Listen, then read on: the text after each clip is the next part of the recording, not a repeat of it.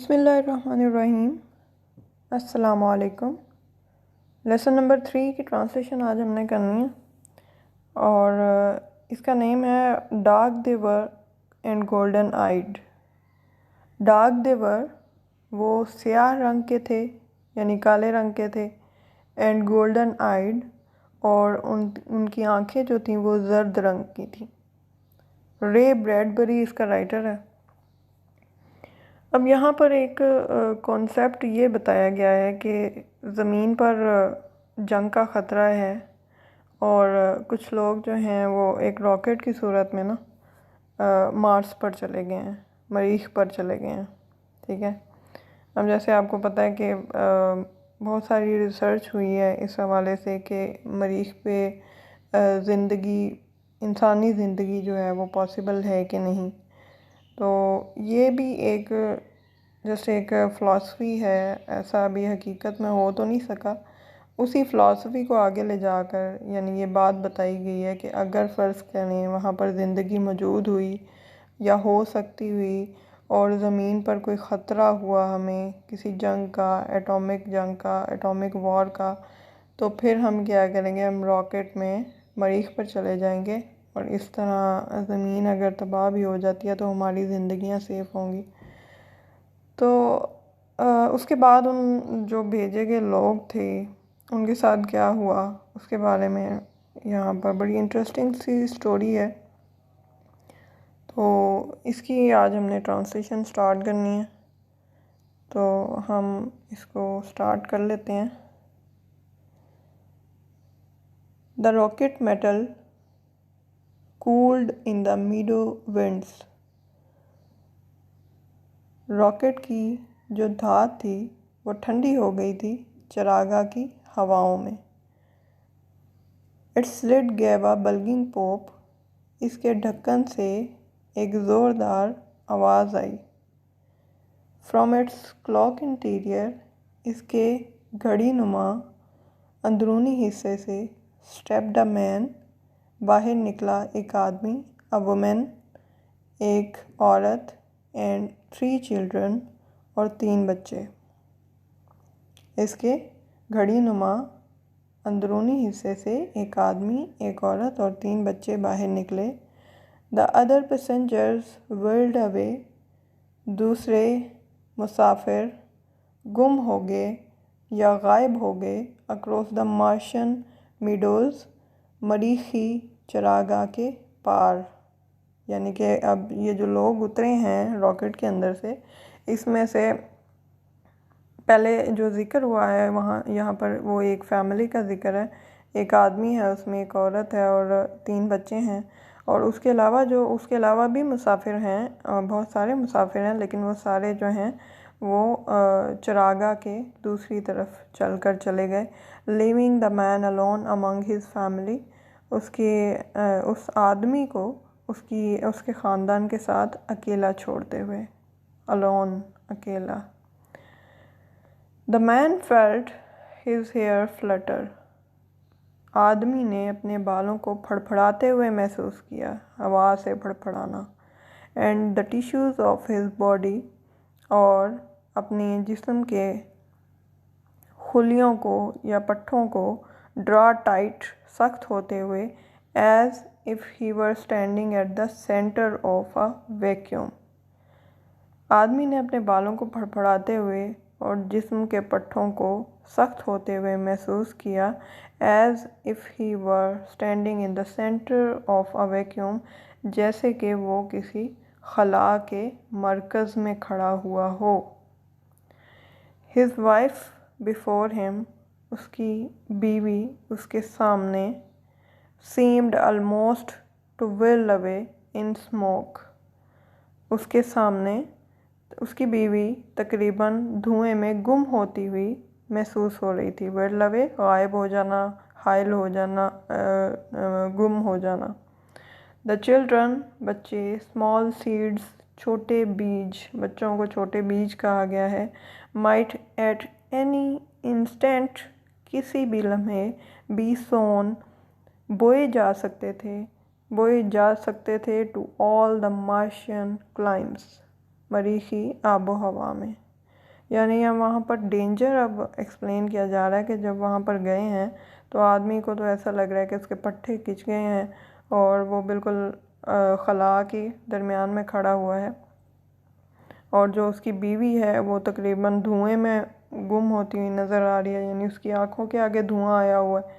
तो और जो बच्चे हैं, वो जो छोटे बीज हैं, वो बिल्कुल ऐसे लग रहा है कि जैसे किसी भी लम्हे वो मरीखी आबो हवा में वो बोए जाएंगे। The children looked up at him, बच्चों ने ऊपर उसकी जानिब देखा। As people look to the sun, जैसे लोग सूरज की जानिब देखते हैं। टू टेल, ये बताने के लिए, what time of their life it is, कि उनकी ज़िंदगी का ये कौन सा वक्त है।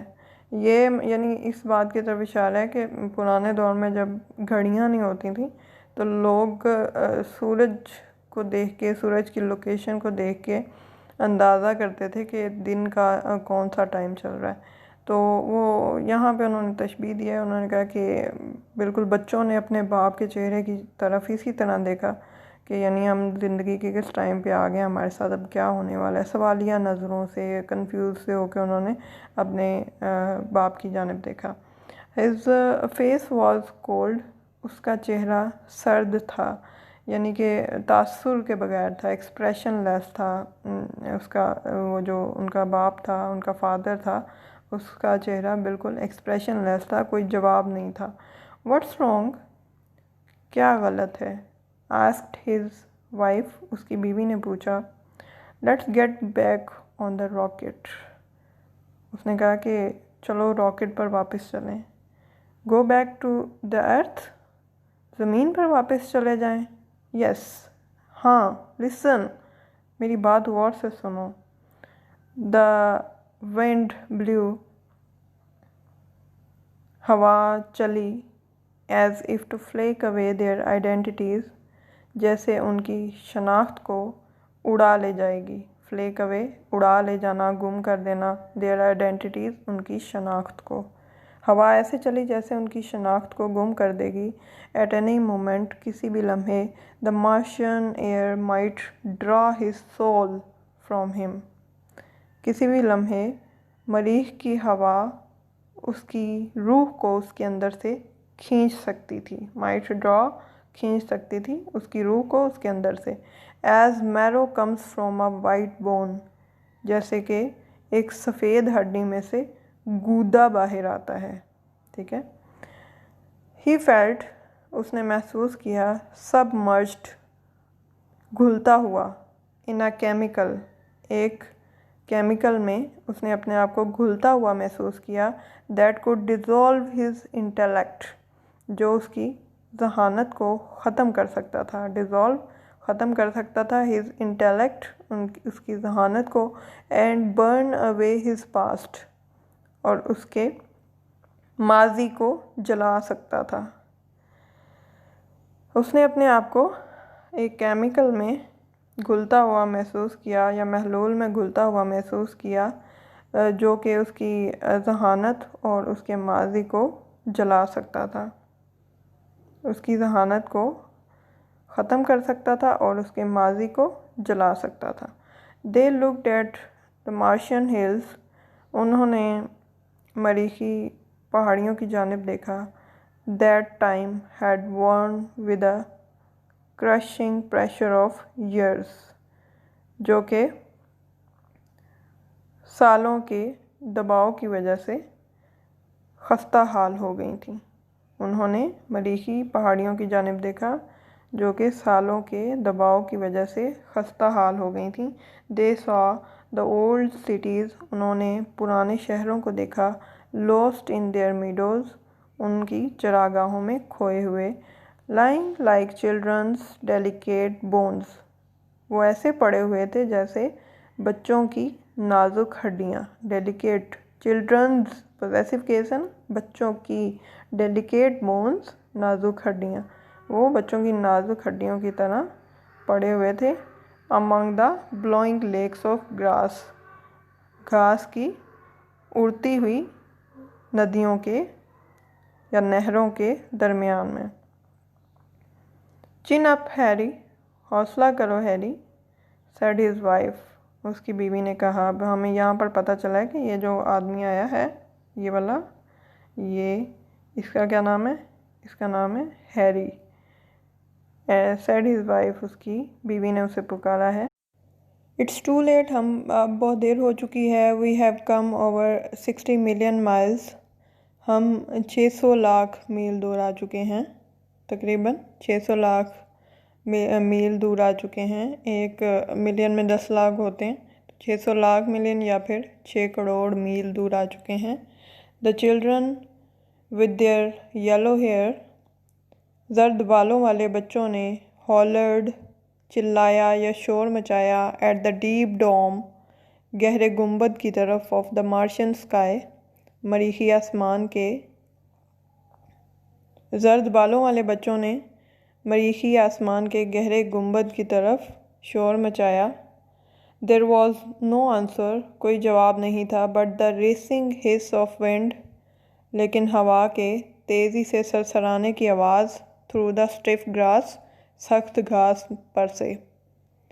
कोई जवाब नहीं था, सिर्फ सख्त घास के ऊपर से हवा के तेज़ी से सरसराने की आवाज़ थी।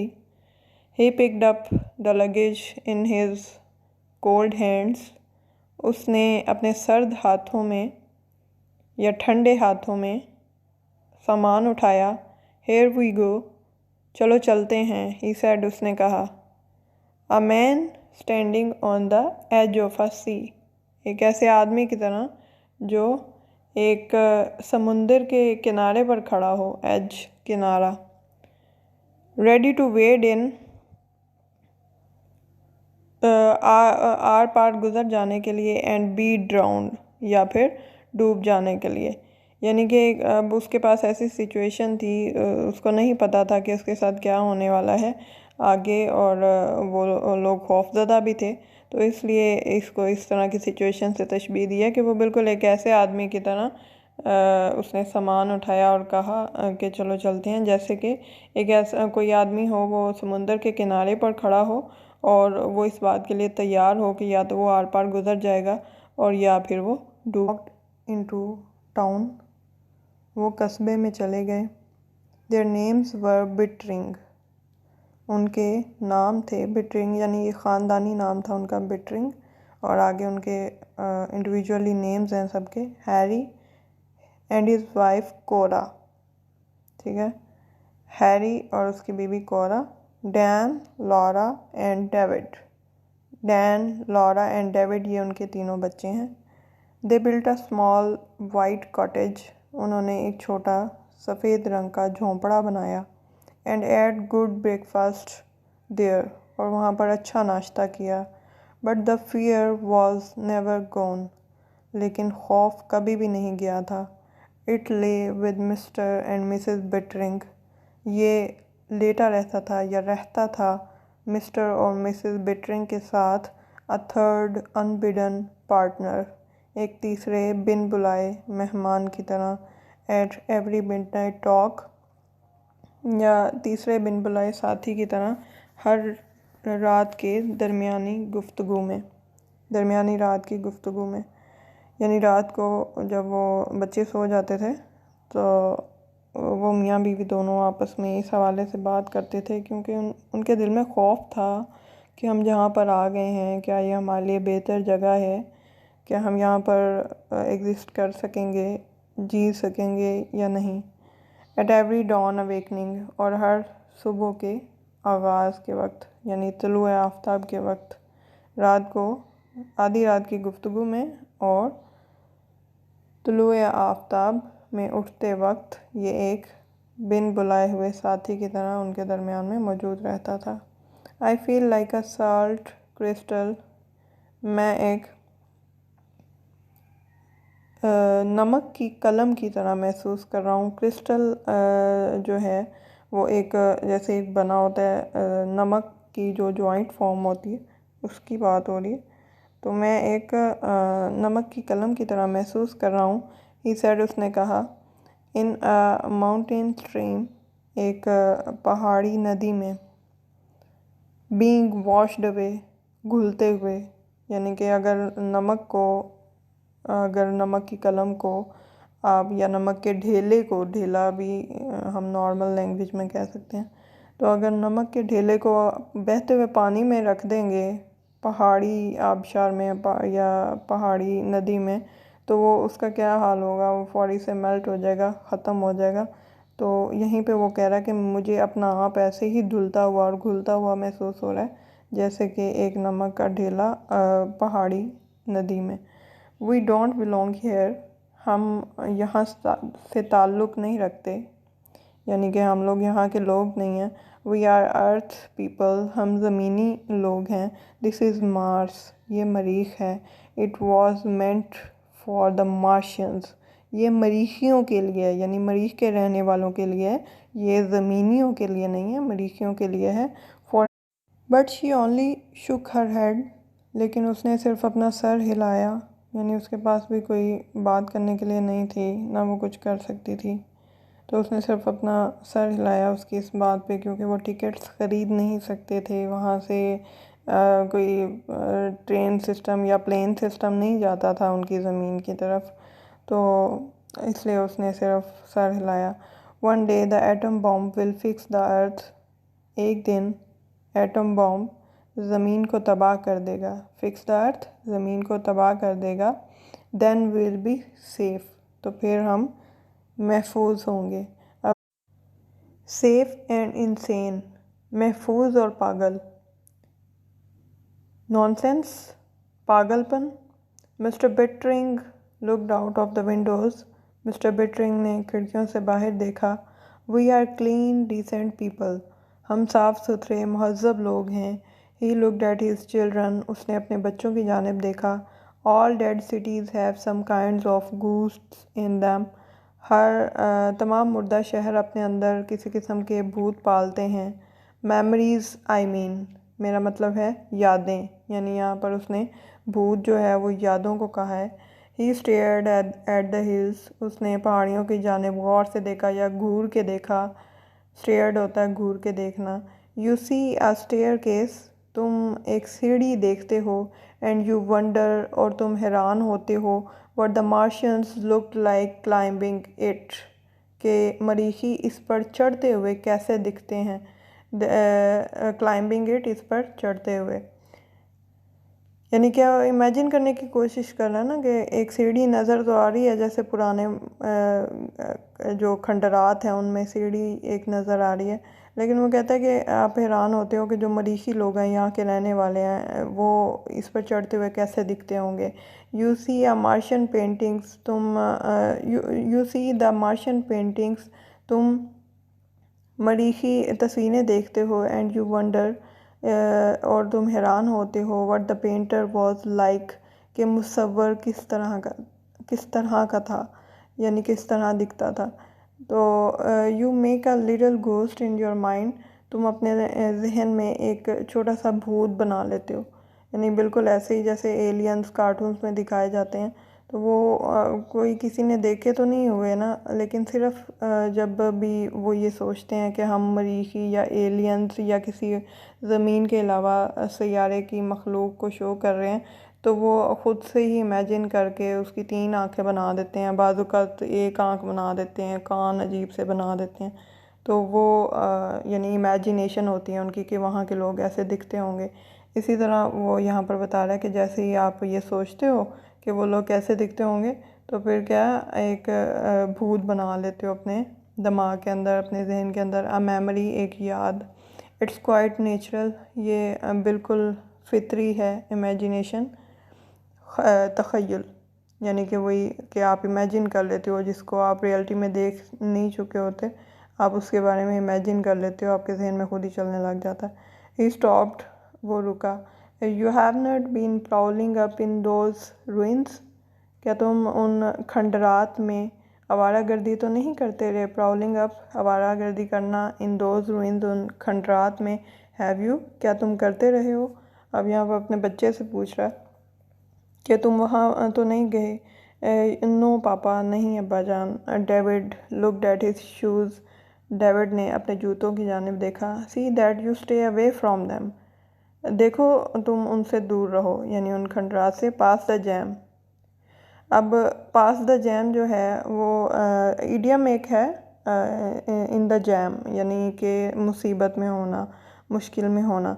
तो यहाँ पर इसका मतलब है पास द जैम, यानी कि मुसीबत को गुज़रने दो, मुसीबत को गुज़रने दो और देखो कि तुम उनसे दूर रहो।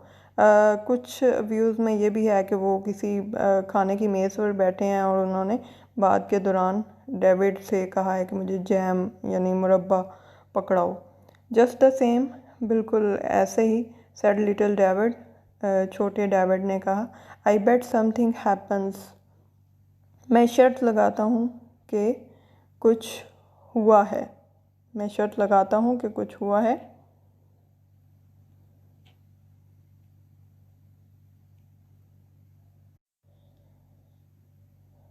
समथिंग हैपन दैट आफ्टरनून, और उस दोपहर कुछ हुआ, कुछ हुआ था।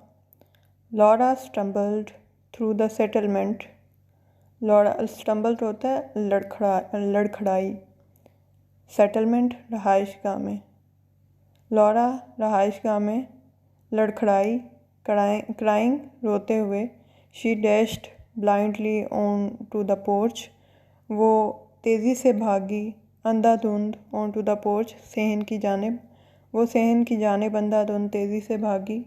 मदर अम्मी जान, फादर अब्बा जान, द वॉर जंग, अर्थ ज़मीन, शी सोब्ड, उसने सिसकियाँ भरी, यानी कि उसकी यहाँ पर सारे अल्फाज जो हैं वो टूटे हुए हैं, इसलिए कि वो बहुत ज़्यादा परेशान है, रो रही है, तो और सिसकियाँ भर रही है। तो radio flash just came, radio पर अभी अभी एक ख़बर आई है, atom bombs hit New York, New York पर एटम बॉम्ब गिराए गए हैं। All the space rockets have ब्लॉन up, तमाम खलाई रॉकेट तबाह हो गए हैं, तबाह हो चुके हैं। No more rockets to Mars, अब मरीख पर कोई रॉकेट नहीं आएंगे, एवर, कभी भी, अब मरीख पर कभी भी कोई रॉकेट नहीं आएंगे।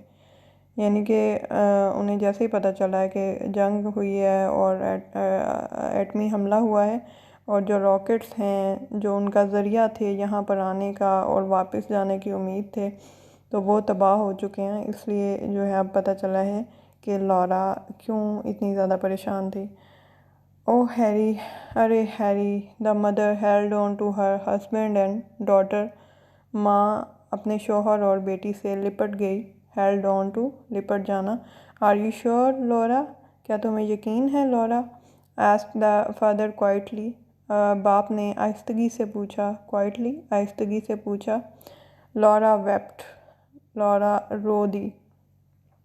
We are stranded on Mars, stranded होता है फंस जाना, हम फंस गए हैं ऑन मार्स, मरीख पर, फॉर एवर एंड एवर, हमेशा और हमेशा के लिए, फॉर अ लॉन्ग टाइम, लंबे वक्त तक या बहुत वक्त तक, there was only the sound of the wind, सिर्फ हवा की आवाज़ थी, इन द लेट आफ्टरनून, दोपहर के इख्तिताम में, अलोन, अकेला, थॉट बिटरिंग, बिटरिंग ने सोचा, ओनली 1,000 ऑफ अस हेयर, हम में से सिर्फ 1,000 यहाँ पर हैं। यानी वो सोच रहा है कि मरीख पर हम ज़मीनी लोगों में से सिर्फ 1,000 हैं। नो वे बैक, वापस जाने का कोई रास्ता नहीं है, नो वे, कोई रास्ता नहीं है, नो वे, कोई रास्ता नहीं है। स्वेट पॉर्ड आउट, पॉर्ड होता है बाहर निकलना, पसीना, स्वेट पसीना, पसीना उसके चेहरे में से, from his face, sweat poured out from his face, पसीना उसके चेहरे में से बाहर आया, एंड हिज हैंड्स, और उसके हाथों में से, एंड हिज बॉडी, और उसके जिस्म में से, यानी कि खौफज़दा होकर वो पसीने में शराबूर हो गया। He was drenched in the hotness of his fear, वो अपने खौफ की गर्मी में या तपिश में डूबा हुआ था। ड्रेंच्ड, शराबूर होना या डूबा हुआ होना, वो अपने खौफ की तपिश या गर्मी में डूबा हुआ था। He wanted to strike Laura, वो लॉरा को डांटना चाहता था। क्राइड, चिल्लाना चाहता था। नो यू आर लाइंग, नहीं तुम झूठ बोल रही हो। The rockets will come back, rocket वापस आएंगे। Instead he stroked Laura's head again against him, इसकी बजाय, इंस्टेड होता है इसकी बजाय। ही स्ट्रोक्ड लोराज हेड, उसने लॉरा का सर थपथपाया, अगेंस्ट हिम अपने साथ लगाकर। एंड सेड, और कहा, the rockets will get through someday, rocket किसी न किसी दिन ज़रूर आएंगे। गेट थ्रू समडे, ज़रूर वापस आएंगे। अब यहाँ पर ये हुआ है कि पहले तो ख़बर सुन के वो खुद इतना परेशान हो गया कि उसका दिल कर रहा था, यहाँ पर जो ये वाली सिचुएशन है ना, वांटेड टू स्ट्राइक लॉरा, वो लॉरा को मारना चाहता था और चिल्लाना चाहता था कि तुम झूठ बोल रही हो, ये सिर्फ इमेजिनेशन है, ऐसा हुआ नहीं है, उसने ऐसा किया नहीं है। वो ऐसा करना चाह रहा था पज़ल होकर, लेकिन उसने ऐसा नहीं किया, बल्कि उसने अपनी बेटी को तसल्ली दी और ये कहा कि रॉकेट ज़रूर एक दिन वापस आएंगे। Father, what will we do, अब्बा जान हम क्या करेंगे। गो अबाउट आवर बिज़नेस, अपना काम करेंगे, ऑफ कोर्स यकीनन। रेज़ क्रॉप्स, फसलें उगाएंगे। एंड चिल्ड्रन, और बच्चों की परवरिश करेंगे। अब यहाँ पर क्रॉप्स और एंड चिल्ड्रन दोनों के लिए रेज़ का वर्ड आया है, लेकिन क्रॉप्स फसलों को उगाते हैं, उनकी परवरिश नहीं की जाती, और जो चिल्ड्रन हैं उनको उगाते नहीं हैं, उनकी परवरिश की जाती है। इसलिए हमने मुनासिब मीनिंग यूज़ करना है, बेशक इसका जो वर्ड यूज़ हुआ है वो एक ही है। रेज़ क्रॉप्स, फसलें उगाएंगे। एंड चिल्ड्रन, और बच्चों की परवरिश करेंगे। वेट, इंतज़ार करो। कीप थिंग्स गोइंग, चीज़ों को चलने दो। अनटिल द वार एंड्स, यहाँ तक कि जंग ख़त्म हो जाए। And the rockets come again, और रॉकेट दोबारा आए। The two boys stepped out on to the porch, दोनों लड़के बाहर सहन में निकल गए। चिल्ड्रन, बच्चों, ही सेड, उसने कहा, सिटिंग देयर, वहाँ पर बैठे हुए। लुकिंग बियॉन्ड देम, दूर, उनसे दूर, यानी बात उनसे कर रहा था लेकिन उनसे दूर दूर देख रहा था। लुकिंग बियॉन्ड देम, उनसे दूर देखते हुए। I have something to tell you, मेरे पास तुम्हें बताने के लिए कुछ है। वी नो, हम जानते हैं। दिस सेड, उन्होंने कहा। यानी कि यहाँ पर वो जो दोनों लड़के थे, इनके बेटे थे, उनको इस सिचुएशन के बारे में नहीं पता था, क्योंकि वो वहाँ पर थे। यानी हैरी को लग रहा था कि उनको इस सिचुएशन का नहीं पता, क्योंकि वो बाहर सहन में चले गए थे। लेकिन जैसे ही उन्होंने बताने की कोशिश की तो उन्होंने कहा, बच्चों ने कहा, वी नो, हम जानते हैं। He looked with डिसमे eight their house, उसने मायूसी से, डिसमे मायूसी, डिसअपॉइंटमेंट, उसने मायूसी से अपने घर की जानिब देखा। इवन द हाउस, हत्ता के घर भी। The wind's done something to it, हवा ने इसके साथ भी कुछ किया था। यानी कि वहाँ की हवा जो थी वो मुनासिब भी नहीं थी, और उनके लिए, इंसानों के लिए भी मुनासिब नहीं थी और चीज़ों के लिए भी मुनासिब नहीं थी। तो इसलिए वो कह रहा कि यहाँ पर घर पर भी कोई असर हुआ था हवा का। The air has burned it, हवा ने इसे जला दिया था। द फोग एट नाइट, रात के वक्त धुंध। द बोर्ड्स, तख्ते, यानी दरवाज़े या तख्ते। ऑल वर्ब्ड आउट ऑफ शेप, तमाम बेशक्ल हो गए थे, बदशक्ल हो गए थे। जैसे लकड़ी के तख्ते को या दरवाज़े को पानी लगता रहे ज़्यादा तो उसकी शक्ल ख़राब हो जाती है, फूल जाते हैं वो। इसी तरह यहाँ पर जो दरवाज़े थे वो वर्ब्ड आउट ऑफ शेप, उनकी शक्ल ख़राब हो गई थी। It's not an earth man's house any more, ये मज़ीद किसी ज़मीन के रहायशी का घर नहीं लग रहा था। ओह योर इमेजिनेशन, अरे तुम्हारा तसव्वुर। He put on his coat and tie, उसने अपना कोट पहना और टाई लगाई। I am going in to town, मैं कस्बे में जा रहा हूँ। We have got to do something now, अब हमें कुछ करना है। आई विल बी बैक, मैं वापस आ जाऊँगा। वेट हैरी, इंतज़ार करो हैरी। हिज वाइफ क्राइड, उसकी बीवी चिल्लाई। बट ही वॉज गॉन, लेकिन वो जा चुका था। अब यहाँ पर जो है वो अपनी इमेजिनेशन की बात कर रहा है, अपनी ही इमेजिनेशन को वो कोस रहा है।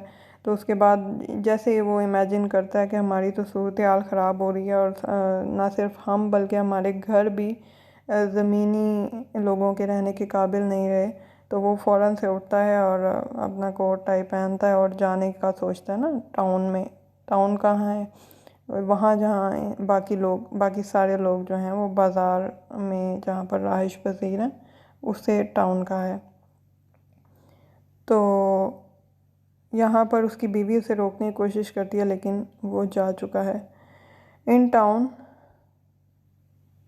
कस्बे में, on the shadowy step of grocery store, shadowy step सायादार सीढ़ी पर, ऑफ द ग्रोसरी स्टोर करियाने की दुकान के, कस्बे में करियाने की दुकान के सायादार सीढ़ी पर, द मैन सैट, आदमी बैठे हुए थे, with their hands on their knees, अपने घुटनों पर अपने हाथ रख कर। यानी वहाँ पर जो टाउन में बाकी लोग थे वो आदमी इतने ज़्यादा बेफिक्र थे कि वो अपने घुटनों पर अपने हाथ रख के बैठे थे बड़े मज़े से। Conversing with great leisure and ease, और गुफ्तगू कर रहे थे। कन्वर्सिंग गुफ्तगू कर रहे थे, कन्वर्सेशन से ये वर्ड निकला है। कन्वर्सिंग गुफ्तगू कर रहे थे, विद ग्रेट लेजर बहुत आराम से, एंड ईज़ और आसानी से। Mister Bittering wanted to fire a pistol in the air, mister Bittering चाहते थे कि हवा में एक गोली चलाएं। क्या करने के लिए? उनको अपनी जानिब मतवज्जा करने के लिए कि तुम लोग कर क्या रहे हो। वो ये ऐसा करना चाह रहे थे लेकिन किया नहीं था। व्हाट आर यू डूइंग, तुम क्या कर रहे हो। यू फूल्स, तुम बेवकूफ़ो। ही थॉट, उसने सोचा। सिटिंग हेयर, यहाँ पर बैठे हुए। अब यहाँ पर भी ये बात भी उसने सिर्फ सोची है, की नहीं है। You have heard the news, क्या तुमने ख़बर सुनी है। क्या तुम ख़बर सुन चुके हो। हैव हर्ड, क्या तुम ख़बर सुन चुके हो। We are stranded on this planet, हम इस सैयारे पर फंस चुके हैं। स्ट्रैंडेड, फंस जाना। वेल, अच्छा। मूव, चलो उठो। आर नॉट यू फ्राइटेंड, क्या तुम खौफज़दा नहीं हो। फ्राइटेंड, खौफज़दा। आर नॉट यू अफ्रेड, क्या तुम डरे हुए नहीं हो। अब फ्राइटेंड और अफ्रेड दोनों एक दूसरे के सिनोनिम भी हैं, तो इसलिए खौफज़दा होना या डरे हुआ होना ये भी एक दूसरे के सिनोनिम है। What are you going to do, तुम क्या करने जा रहे हो, क्या करने वाले हो। हेलो हैरी, अब सेड एवरीवन, हर एक ने कहा हेलो हैरी।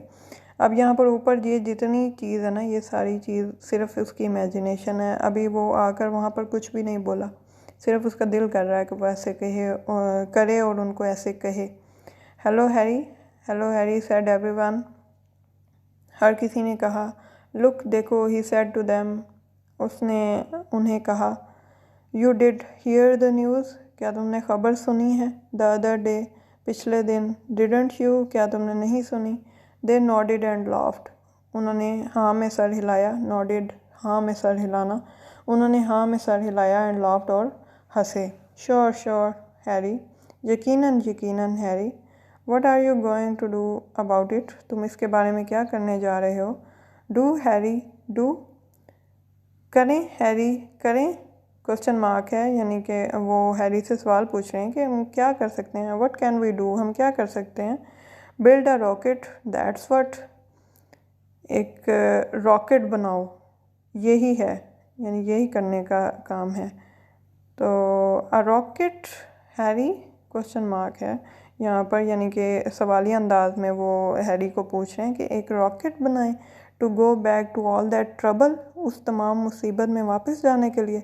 यहाँ पर अब वो ज़मीन को मुसीबत कह रहे हैं इस वजह से क्योंकि वहाँ पर जंग का ख़तरा था और जंग लग भी चुकी है और एटॉमिक वॉर है ऊपर से, तो इसलिए वो उसको ट्रबल कह रहे हैं।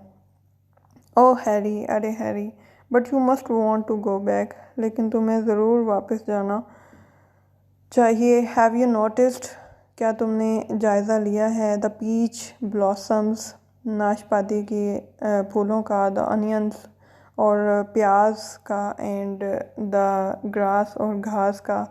Y yes Harry, seems we did, क्यों, हाँ हैरी, लगता है कि हमने लिया है, यानी कि उनको देखा है। Said one of the man, आदमियों में से एक ने कहा। Does not it square you, क्या ये तुम्हें खौफज़दा नहीं करता। स्केयर भी होता है फ्राइटन, डराना, अफ्रेड, ठीक है, खौफज़दा करना। क्या ये तुम्हें खौफज़दा नहीं करता? Can't recall that it did much. हम याद नहीं कर सकते या हमें याद नहीं पड़ता कि ये कोई खौफज़दा करने वाली चीज़ है। हैरी, रिकॉल होता है याद दिलाना, याद करना, याद आना। इडियट्स, बेवकूफ़। नाउ हैरी, अब हैरी, यानी कि अब यहाँ पर जो है, क्योंकि उन्होंने बताया नहीं है कि कौन सी स्पीच किसकी है, तो हमें थोड़ा सा खुद ही समझना पड़ेगा कि कौन सी बात किसने की है। Bettering wanted to cry. Bittering रोना चाहता था। कंफ्यूज नहीं होना, हैरी को ही बिटरिंग कहा गया है यहाँ पर। बिटरिंग कोई अलग आदमी नहीं है। बिटरिंग हमने पहले पढ़ा है कि बिटरिंग उनका फैमिली नेम है। तो Bittering wanted to cry, Bittering रोना चाहता था। You have got to work with me, तुम्हें मेरे साथ काम करना है। इफ़ वी स्टे हेयर, अगर हम यहाँ पर रुके, विल ऑल चेंज, तो हम तमाम बदल जाएंगे। द एयर, हवा, डोंट यू स्मेल इट, क्या तुमने इसे सूंघा नहीं? समथिंग इन द एयर, हवा में कुछ है। अ मार्शियन वायरस, एक मरीखी वायरस में भी हो सकता है। सम सीड और अ पोलन, कोई बीज या फिर कोई जरदाना।